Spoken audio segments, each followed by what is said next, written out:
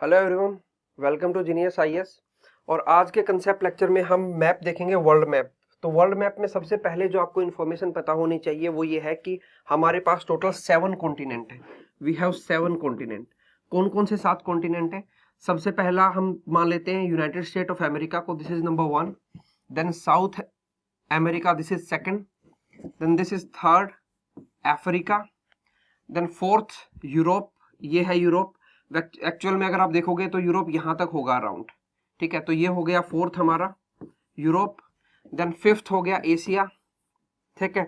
Then sixth होगा हमारा Australia, और ऑस्ट्रेलिया को ओशियाना कॉन्टिनेंट भी बोल देते हैं, ठीक है, क्योंकि ऑस्ट्रेलिया के साथ नियर बाई कुछ और भी आइलैंड्स को इंक्लूड कर लेते हैं। और सेवंथ हो गया हमारा अंटार्कटिका। तो ये 7 कॉन्टिनेंट है हमारे पास और 5 ओशियंस हैं। 5 ओशियन, ठीक है। 5 ओशियंस में कौन सा हो गया? पैसिफिक ओशियन हो गया, this one is Pacific ocean, ठीक है। This one is Atlantic ocean, ये वाला सारा का सारा। तो सेकंड हो गया अटलांटिक ओशियन, ठीक है। मैं कलर चेंज कर लेता हूं ओशियंस के को बताने के लिए, ठीक है। This is one, first Pacific हो गया, दिस इज सेकंड हो गया हमारा अटलांटिक ओशियन, थर्ड हो गया हमारा इंडियन ओशियन, ठीक है। फोर्थ हो गया साउदर्न ओशियन, ये है फोर्थ साउदर्न ओशियन। और फिफ्थ ऊपर हो गया हमारा आर्कटिक ओशियन। तो ये 5 ओशियन है हमारे पास और 7 कॉन्टिनेंट्स हैं, ठीक है। एक्चुअल में जो ओशियंस हैं वो एक दूसरे से कनेक्टेड हैं। कहीं पे भी ऐसा नहीं है कि कोई ओशियन एक दूसरे से सेपरेट हो, लेकिन जस्ट हम लोग अपनी कंफर्टेबिलिटी के लिए उनको डिवाइड कर देते हैं। और फर्दर उन ओशियंस को डिवाइड किया गया सी के अंदर।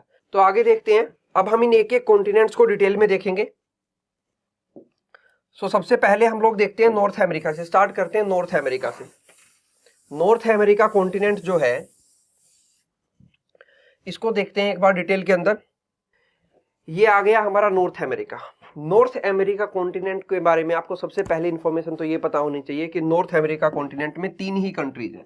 There are 3 countries. कौन कौन सी? सबसे ऊपर है कनाडा,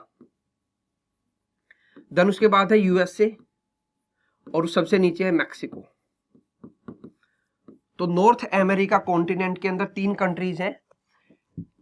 ये ऊपर वाली कंट्री है कनाडा, ठीक है। ये हो गई यूनाइटेड स्टेट ऑफ अमेरिका, और ये नीचे हो गई मैक्सिको, ठीक है। और कौन कौन सी ज्योग्राफिकल लोकेशन है इंपॉर्टेंट जो आपको पता होनी चाहिए? तो कनाडा और अमेरिका को जो लाइन डिवाइड करती है उसको बोलते हैं 49 पैरेलल, ठीक है। और इसका दूसरा नाम है मेडिसन लाइन। जीके के हिसाब से इंपॉर्टेंट है कि अमेरिका और कनाडा को कौन सी लाइन अलग करती है, तो उस लाइन को हम बोलते हैं 49th पैरेलल, और उसका दूसरा नाम है मेडिसन लाइन। देन नीचे अगर आप आओगे यहाँ पे, अमेरिका ये यूएसए के नीचे, और इधर मैक्सिको के साइड में ये है gulf of Mexico. Gulf of Mexico में वर्ल्ड के सबसे ज्यादा सल्फर रिजर्व मिलते हैं। गल्फ ऑफ मैक्सिको के अंदर वर्ल्ड के सबसे ज्यादा सल्फर रिजर्व मिलते हैं। और गल्फ और ये बे होते क्या है? 2 कंसेप्ट होते हैं ज्योग्राफी के अंदर, एक होता है गल्फ और एक होता है बे। तो हम देखेंगे कि क्या डिफरेंस है गल्फ और बे में, ठीक है। दोनों ही, पहले तो ये समझो कि दोनों ही वाटर बॉडीज होती हैं, ठीक है। Gulf generally narrow water body होती है, आई यूज द वर्ड जनरली, ठीक है, एक्सेप्शंस आर ऑलवेज देयर। और बे जो है वो ओपन, थोड़ी सी ज्यादा ओपन वाटर बॉडी होती है। लेकिन दोनों के बारे में एक चीज कॉमन है कि गल्फ जो है वो भी चारों तरफ से लैंड से घिरी होगी, ऐसे लैंड होगी उसके चारों तरफ, और सॉरी तीनों तरफ, और बे के भी तीनों तरफ ऐसे लैंड होगी, ठीक है। ये होगी बे, जैसे बे ऑफ बंगाल अगर आप ध्यान से देखोगे तो, और ये होगी गल्फ। गल्फ जनरली जो होती है लॉन्ग इलोंगेटेड होती है, नैरो होती है, और बे जनरली थोड़ी सी वाइड होती है, ठीक है। लेकिन एक्सेप्शंस हैं वर्ल्ड में, बहुत जगह पे आपको दिखेगा कि बे जो है वो नैरो है और गल्फ जो होगी वो वाइड होगी, ठीक है। ये मैंने नॉर्मल बताया है, हार्ड एंड कोर ऐसा कोई डिफरेंशिएशन है नहीं। तो गल्फ ऑफ मैक्सिको का पता होना चाहिए आपको, यहाँ पे सल्फर रिजर्व है, ठीक है। ऊपर यहाँ पे आपको पता होना चाहिए हडसन बे है ये, ये हडसन बे पूछ लेते हैं कहाँ पे है, तो हडसन बे जो है वो कनाडा के अंदर है, ये आपको पता होना चाहिए। देन उसके बाद विक्टोरिया आइलैंड, ये यहाँ पे है विक्टोरिया आइलैंड। मैं आपको वो सारी की सारी इंफॉर्मेशन बता रहा हूँ जो एग्जाम्स में पूछी जा चुकी हैं या पूछे जाने की पॉसिबिलिटी ज्यादा है, ठीक है। तो पूछ लिया जाता है विक्टोरियन आइलैंड कहाँ पे है, तो विक्टोरियल आइलैंड जो है वो कनाडा के अंदर है, ठीक है, कनाडा के नॉर्थ में है विक्टोरियन आइलैंड। देन उसके बाद ये है बिफोर्ड सी।